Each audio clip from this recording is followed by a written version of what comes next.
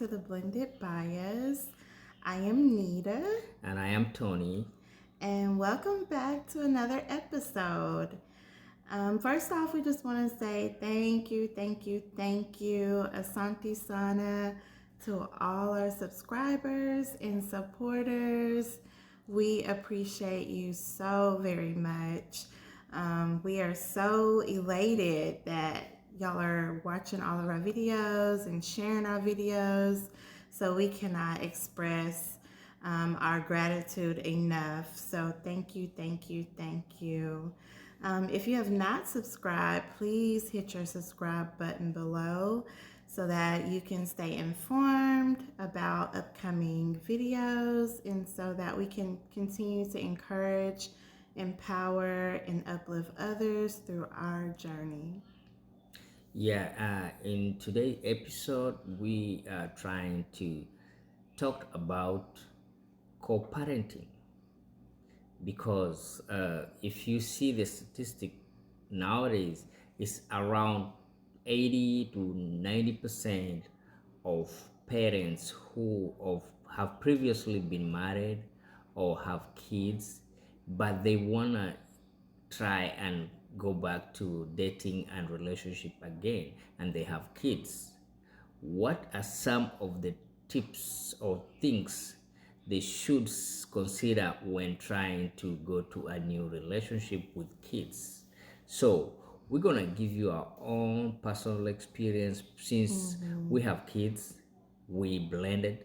That's why our channel is called the Blended Bias. So we're gonna give you some five tips on how to better co-parent or coexist with kids who are coming in a relationship. So, your mission or overall goal for successful co parenting should be to be peaceful and to just remember it's all about the children. So, if you can keep that goal in mind, you will be able to be very successful in co parenting with the other parent. So, we're going to give you about 6 tips to help with successfully co parenting. And hopefully, these tips will help you. We've used these tips personally, and we feel that this is good information for everyone out there that is trying to um, transition into that co parenting relationship with the other parent. Yeah, point number one, you have to pray to God to intervene to help you when co-parenting, because the values the other kids have been taught and the value you come with, you have to understand, and you have to keep that into consideration. You have some time to hold your tongue and tell the other parent to do that part. You don't have to, when you don't have to speak, don't speak. When you have to Right. speak, you can say something, but in an orderly manner, Right. in a manner that the kids will take it, digest it, and respond in a positive way. Right. Also, pray for peace. Pray that you can all have a peaceful relationship, because without that, I know there were times where it was just headache, um, not being just angry feelings. And so you definitely have to pray to God to have that peace in the midst of the transition, and to definitely pray to hold your tongue. That person may say something to you that may ruffle your feathers, but you have to just keep that goal set and know that, okay, I'm doing this for the kids, for the betterment of the children. I'm just going to hold my tongue. I'm not going to say anything regarding what they just said to me. Yeah, and another thing, you have to have a very good communication. Use positive language. Positive, peaceful language. Yeah, because some of these kids are already in a state where they don't understand why this transition is happening, why we have to let daddy, mommy go, why we have to come to this. So use positive communication language. try to make sure they understand things. Sometimes they might not even, sometimes they may have hunger, but you have to have a good communication, listening, and communication skills. Understand where they're coming from, understand where you want to go. So you have to have a good communication skills with the kids and their mother and their father, both ways. Right. Number three, in your conversation with the other parent, keep conversation strictly about the children. I found this helped a whole lot with my divorce. It helped a whole lot just keeping it strictly on the children. It didn't allow us to go back and talk about our relationship because our relationship was no longer. So we had to begin to transition to this new relationship of co-parenting. So if you keep bringing up old feelings and oh you did this, you did that, well that relationship is resolved. We now have to concentrate on our children. So definitely keep it strictly on the children so that you will be able to co-parent successfully. Yeah, and that is a very important issue because sometimes we tend to go back to what you did, what you didn't do, what you could have done.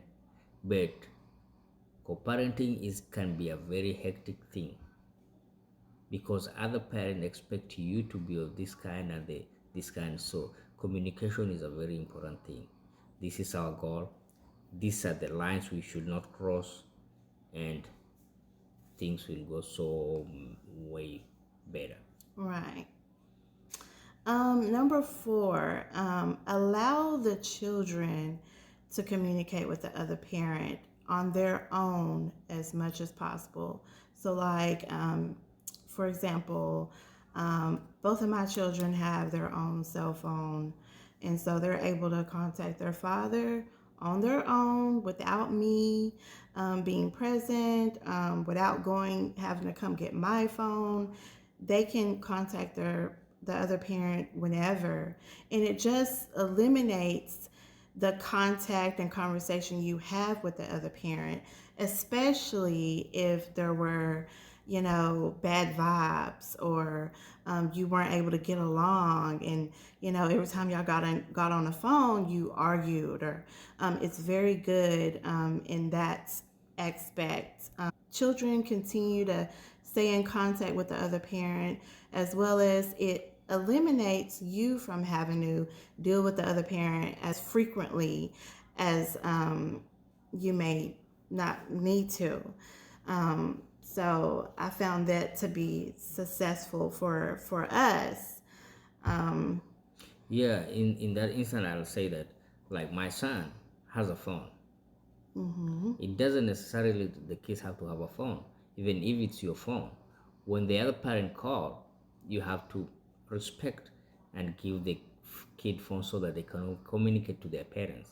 mm-hmm, And strictly when you are having conversation, it should be strictly for the kid. What do mm-hmm. they need? Do they need something? Do they need to come and see you? You need to go spend time with them? Right. So it should just be for kids, not anything else. Mm-hmm. Because anything else might jeopardize your current relationship and also the respect you have to with the other parent. Uh-huh. So communication must strictly be up there to kids. Right. Number five, do not make plans through the kids. So I found this to be an issue. And I found that if we would communicate with one another about the plans and not go through the kids. So like the kids are talking to their other parent on their own and they're setting up plans. Well, if I'm not aware of those plans, then things can go awry. So the parents should definitely communicate with one another when it comes to plans. So like for example, the other parent's going to come pick up the children at a certain time. Well, you need to let the other parent know that this you're planning to come pick up the child at this time. That way everyone is aware. We can have, their clothes together, hair done, make sure we're home at that time for one thing. So I found that do not make plans for the children. That can cause an unsuccessful co-parenting relationship. But if you talk with one another and schedule those plans, then it makes it a lot better. Yeah, I know most of the things we are saying is easier said than done, but they can be done with a clear mind and with no discouragement. That's our point number 6. Don't be discouraged because sometimes things can be rocky, things can be hilly, things can go all the way negative way. Yes. So just learn to transition these things slowly by slowly until you get used to them, because they might be new to both parties, both parents and kids also. So you have to take them a step at a time, a day at a time, and communication and prayers are the key things to co-parenting, because co-parenting is not easy with the modern world and everything going on. You have to be patient. Be don't patient. don't be discouraged.